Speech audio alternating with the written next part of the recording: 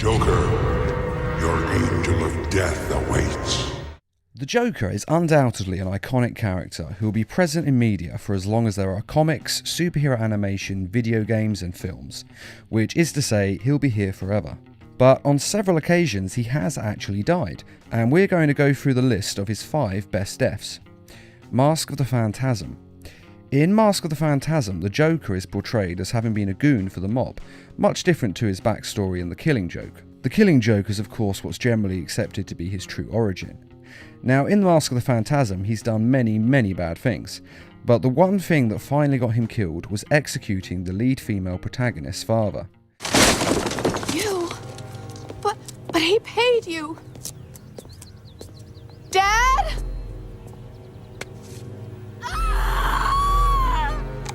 After this happened, she hunted down all the members of the mob who were responsible for killing her father.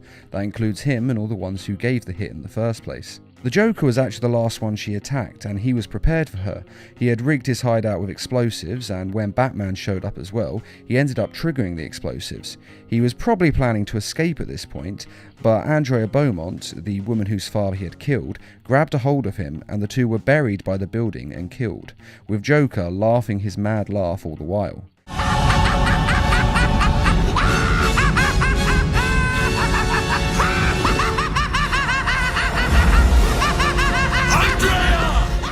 And little did he know that he was actually robbing Batman of one of his greatest loves as well. Injustice. The Joker's death in Injustice is great for one reason. It's not Batman who finally snaps and kills him. For years, fans have been saying that Batman should kill the Joker, because he always escapes from wherever he is incarcerated, no matter what. Even in the Lego Batman, he was able to escape from the Phantom Zone and come back stronger than ever. And when he does come back, he kills more people and ruins more lives. And with each escape and stunt he has done, these stunts become larger and larger in this ever-building escalade of danger and damage that he has to create. But Batman has always refused to give in and break his moral code. No matter what the Joker does to him, he would never kill him. But when Joker sets off a nuke in Metropolis, killing 5 million people, which is undoubtedly the worst thing the Joker has ever done, Batman has control, though admittedly it is measured. The nuke. Where'd you get it? What? You want one? Copy that. But it's Superman who can't handle it. Everyone thinks Batman is the Dark One who interrogates in torturous ways. Please, God, stop! I'll tell you, just stop! Remember something else? And is the one who's most likely to snap, as Superman is the Boy Scout goody two-shoes. But in this we see that Batman is actually the more morally correct of the two, as he's been able to resist giving in killing the Joker for years. But if I do that, if I allow myself to go down into that place, I'll never come back. But Superman cannot deal with someone as insane and evil as the Joker, and kills him in an instant. Now run along, so I can break out of here. I've got lots of planning to do to top this. That's enough.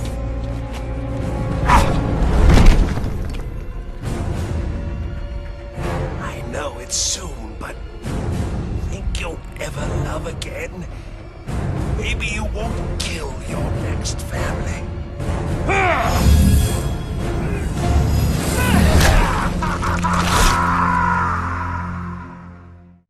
And that's what makes this such a great death, the fact that it was Superman and not Batman who broke first and took a life. It's interesting to see that Batman, the only one of the main 7 Justice League members who doesn't have any powers, is the one strong enough to resist killing the Joker, whereas Superman, the strongest and most powerful being on the planet, is not strong enough to stop himself. That being said, I do completely understand why Superman killed the Joker. He killed his wife and unborn child, and I don't honestly think any man worth a damn would be able to stop themselves from killing the Joker if that had happened to them. Not straight away when the pain and the loss was still fresh, which is why Superman shouldn't have been anywhere near the Joker at that point, but they couldn't exactly keep him away. As I said, he is the most powerful being on the planet. And killing the Joker is forgivable under those circumstances, at least in my mind, and I think that any jury would have let him go on a plea of temporary insanity. But it's everything the Superman does next that's wrong. And the Injustice games did prove that once a life is taken, it's a slippery slope to becoming a fully fledged supervillain, which Superman definitely became in the Injustice 2 video game. I'll have a legion whose power rivals the combined Lantern Corps. And I want you to lead it with me. Never, Cal. You'll either make the right choice, or I'll make it for you. And this is actually one of the best things about the Injustice games. It does show why superheroes should never kill, even though we always say they should when we read the comics and watch the films. They have to have a line in the sand because once they cross it, they can't go back. Arkham City. In Arkham City, the Joker is dying. This is due to all the chemicals that were in his system in the first game, Arkham Asylum. In this first game, we saw him inject himself with the formula Titan, which is based on Bane's venom and transforms a person into a monstrous Bane-like state. Showtime, Batman! Let's give the room something to talk about! Two freaks in a fight to the death! These chemicals, combined with the cure to return Joker to normal, leave his blood poisoned and toxic, and he has hours to live as the game starts. Mr. Freeze is making a cure for the poison, but it turns out to be more complicated than simply synthesizing it. Perhaps I should elaborate. Creating an antidote to the disease that afflicts the clown was easy. Unfortunately, the cure degrades too quickly. It needs a restorative element, some kind of reforming enzyme. Without it, it breaks down before it can help its host. I've seen this before. Finding a suitable enzyme is not the only problem. It needs to be adapted, bonded to human DNA. That will take decades. Because of this, the Joker needs Batman to get him the cure, so he injects Batman with the same poison. Batman is fine with this, as he'd rather die than save him, but Joker has a backup plan. Oh, didn't I say? I've spent weeks shipping samples of my blood to emergency rooms all over the city. So Batman has to get the cure by getting Ra's al Ghul's blood and using it to synthesize the cure. Being Batman, he of course does this, but it's not that simple once the cure's synthesized. The formula is complete. The bonding process appears to have been successful. How are you feeling? You look unwell. Give it to me. I'm afraid I cannot do that, Batman. You have given me your last order. But finally, after some pretty good boss fights, Batman gets the cure and drinks enough to save himself, and has enough of it left for the Joker as well. Every decision you've ever made ends with death and misery. People die. I stop you. You'll just break out and do it again. Think of it as a running gag. No!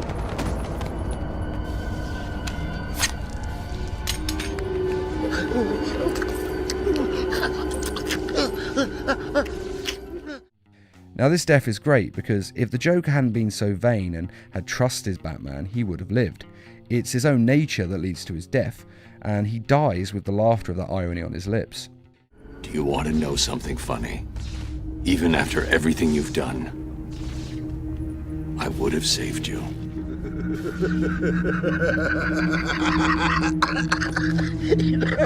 That actually is pretty funny.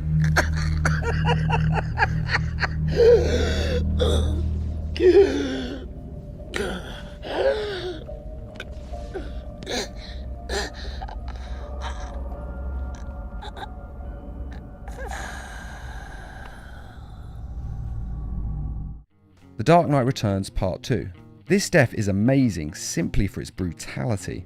The movie was based on Frank Miller's The Dark Knight Returns graphic novel, and saw Batman do the one thing fans have wanted him to do for years: kill the Joker. After all the years and the things he has done, Batman has finally decided that he needs to take down the Joker once and for all. Are you out of your mind? I'm through playing Joker. It's an incredible fight and truly worthy as an ending to their lifelong feud, and the film is great, but in all honesty it's worth watching simply for the fight scene between Joker and Batman.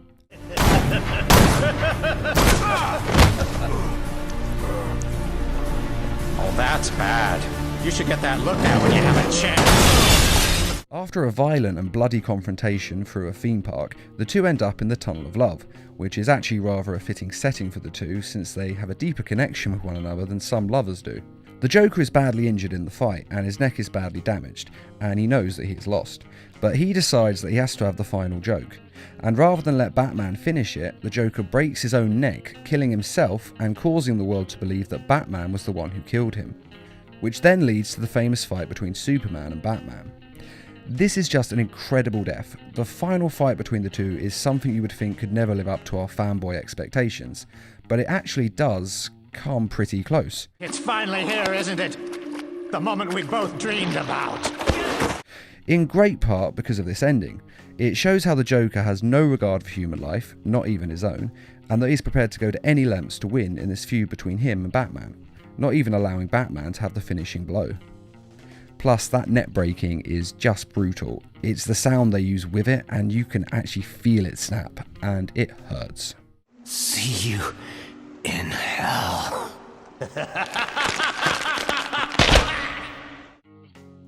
Return of the Joker. Hello, Gotham. Joker's back in town. Return of the Joker was the first true death of the Joker that I ever saw, and I will never forget watching it for the first time. The Joker has kidnapped Tim Drake in an attempt to torture and brainwash him into thinking he is his son. And it works. Say hello, JJ. The Joker invites Batman over to show him what he's done and boast about his destruction of Tim Drake and the birth of Joker Jr., and how he has basically taken yet another Robin from Batman. But as with all things, the Joker takes it too far. He has beaten Batman and he could have ended it there, but he wants Tim Drake to be the one to kill Batman, to show that Batman has truly failed and the Joker has won. But in an incredibly emotional scene, Tim Drake is able to clear his mind enough through the torture and the chemicals that Joker has injected into him, and instead of killing Batman, he kills the Joker. That's not funny. That's not... The Joker is once again the architect of his own demise, a common theme and a fitting one for a man like the Joker. And as you watch the Joker die, Tim Drake starts laughing the mad laugh of the Joker, which turns into tears as he is losing his mind, and the full weight of what he has done and what has been done to him hits him. It's the same moment and feeling that Batman had when his parents died, and the same feeling that the Joker had when he'd lost his family and he finally gave in to the madness. But unlike the Joker, Tim Drake is strong enough to eventually get his mind back. We had a trusted friend, Dr. Leslie Tompkins. It took her a year, but she was able to help Tim back to sanity. Still, things were never really the same. But even so, it's a heartbreaking scene to watch and incredibly moving, even in the face of how sadistic this part of the movie really is. One thing I think is important to note with these deaths is that in all of them, Batman is there. He was there when the Joker was created, and he was there when the Joker ended, and it seems fitting that he should be. And they are all the Joker's own fault, the end result and comeuppance for the depraved life he has decided to lead. But what do you think of these deaths, and which is your favourite? I'd also be very interested to hear which order you would put these deaths in yourself. And which do you think is the most fitting way for the Joker to die?